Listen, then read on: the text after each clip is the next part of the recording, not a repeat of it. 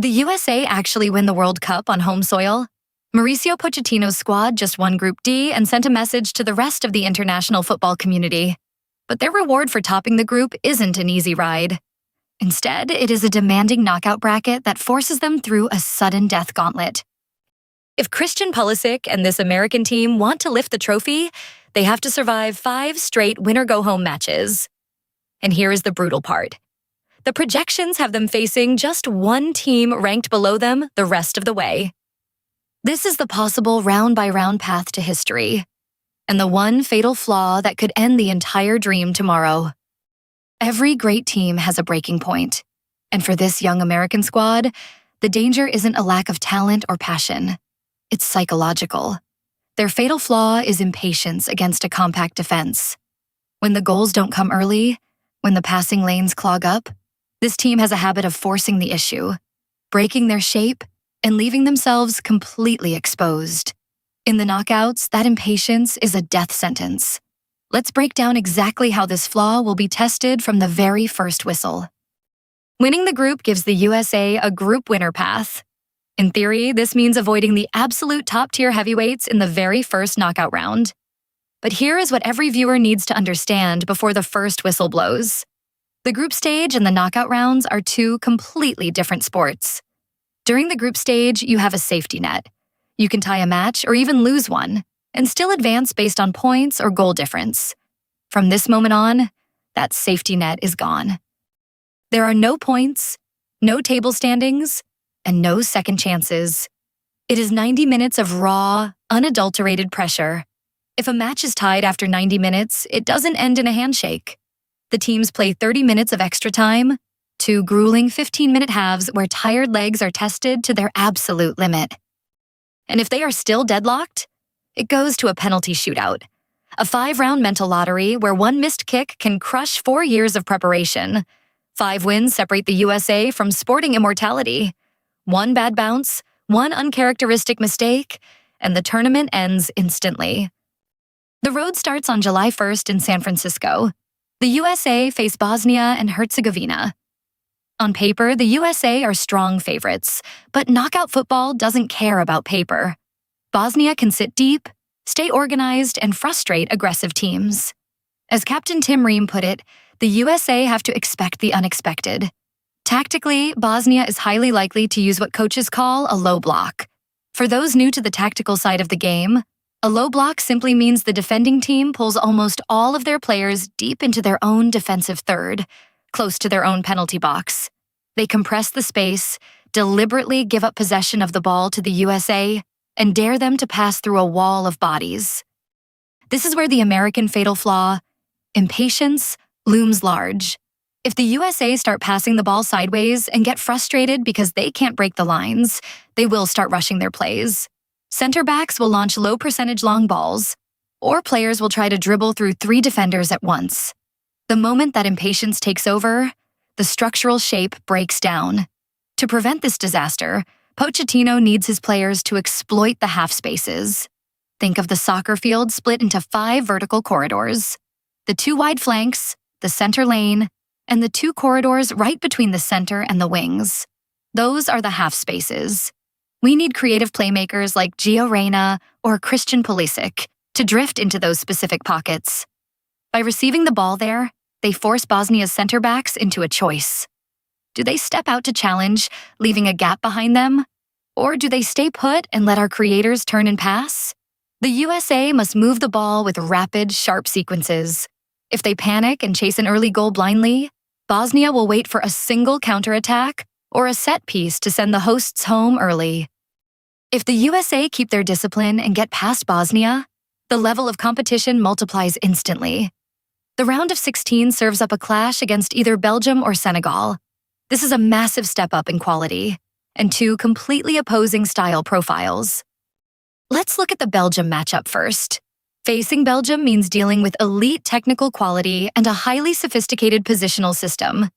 Their entire tactical engine revolves around Kevin De Bruyne pulling the strings.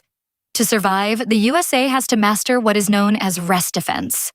Rest defense means that while your team is up the field attacking, Your remaining defenders and holding midfielders must actively structure themselves to stop a counterattack before it even happens. If Anthony Robinson pushes high up the wing to join the attack, our holding midfielders must instantly shift to cover his vacant zone. If the rest defense is sloppy, De Bruyne will collect the ball in transition, the chaotic moment when possession changes hands, and shred us with one pass. Pochettino's defensive blueprint must rely on a strict shadow marking assignment. Tyler Adams has to step out of the midfield block to cut off De Bruyne's oxygen, forcing Belgium to play wide and slow through their fullbacks instead. If it's Senegal instead, the challenge shifts from a tactical chess match to physical warfare. Senegal rely heavily on a high-intensity counter-press. For beginners, counter-pressing is when a team doesn't retreat after they lose the ball. Instead, they immediately swarm the opponent in packs, trying to win it back within seconds while the other team is disorganized. Senegal's midfield is an absolute engine room, a soccer term for a central midfield built on tireless running, raw power, and high work rates. If Weston McKennie or Johnny Cardoso get lazy on the ball or take too many touches, Senegal will pick their pockets and strike instantly. Against Senegal, the keyword is verticality. The USA cannot afford to be trapped in their own half. They must play quick, direct passes into the space behind Senegal's aggressive press, using the pace of Folarin Balogun to force their defensive line backward. At this stage of the World Cup, style points don't exist. Whether it's tracking De Bruyne's runs or matching Senegal's intensity, the USA has to learn to win ugly. The quarterfinals. The last 8 teams in the tournament.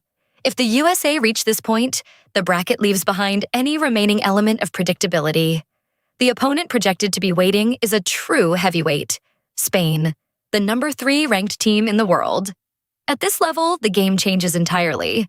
It becomes what pundits call cagey. A cagey game means neither team is willing to risk players forward or commit a tactical error.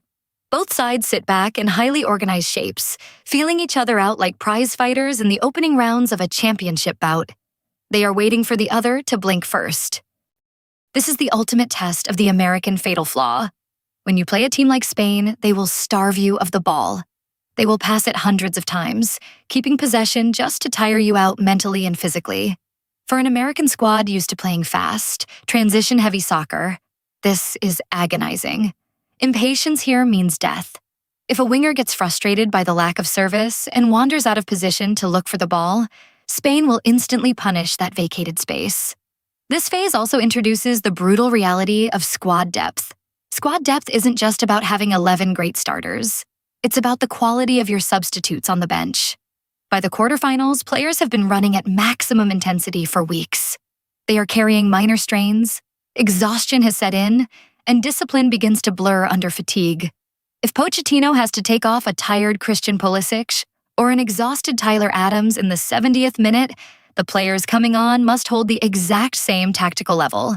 One missed assignment from a backup, or one moment of magic from a world-class opponent. And the dream ends. The margins shrink to 0. The semifinals, the final 4. Reaching this stage would be a historic milestone for modern American soccer. At this moment, tactical theories take a back seat to sheer psychological endurance. The pressure is no longer just a sporting factor.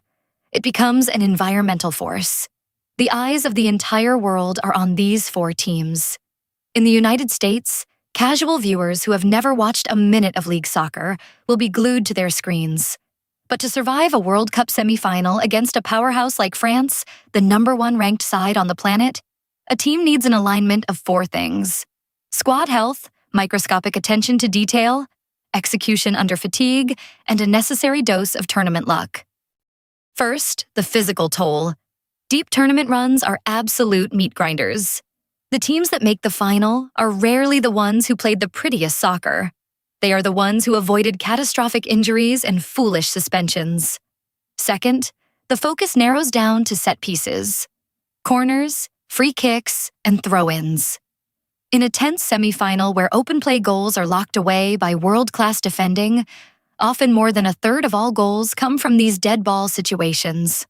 A single defender losing his man for half a second at a corner can decide who plays for the trophy and who goes home. Finally, there is luck. Almost every team that has ever lifted the World Cup got at least one chaotic bounce that went their way. A ball hitting the inside of the post and bouncing out instead of in. A close video review swinging in their favor. An opposing striker slipping at the vital moment. To win here, Pochettino's plan must function with absolute perfection. The USA must be completely comfortable playing without the ball for long stretches, holding back their natural impatience and striking with lethal efficiency when their one chance finally arrives. The World Cup Final, July 19th in New Jersey, just outside New York. Picture the scene. An American squad walking out onto the pitch in front of a home crowd with the entire world watching. And standing in their way, most likely, a giant like Argentina. A World Cup final is rarely a display of beautiful, flowing football. The stakes are so immense that the match becomes a battle of pure psychological attrition. It is decided by who blinks first, who makes the fewer mistakes, and who has the cold-blooded discipline to stick to the plan when their body is screaming with exhaustion. If it is still tied after 120 minutes, the entire 4-year cycle comes down to 5 penalty kicks, the ultimate test of nerves. But now, a definitive reality check. Everything we just mapped out is a possible path. It is absolutely not a guarantee. The official projections give the USA an 82% chance to reach the round of 16, but only 16% to reach the semis, and just 2% to win the whole thing. The beauty and the absolute cruelty of single elimination football is that history is decided entirely on the day. The USA have the talent and the tactical variation to put together a historic run all the way to the final. But if they let their fatal flaw of impatience take over, if they lose their shape against Bosnia's low block, get caught out against Belgium's transition, or get bullied by Senegal's counterpress, the dream can collapse in the very first knockout game. There are no second chances. One lapse in concentration and the journey is over. That high-stakes tightrope is exactly what makes the knockout rounds the most compelling spectacle on television. The bracket is set, the paths are drawn, and the margin for error is gone. Now I want to hear from you. Drop a comment below. How far do you think Mauricio Pochettino and this American squad can honestly go? Do they have the discipline to navigate this minefield, or does their impatience catch up to them early? If you want to track every match with us, grab our printable bracket in the description and hit subscribe so you don't miss our deep dive tactical breakdowns after every round. The road to history starts right now. Let's see how far they can take it.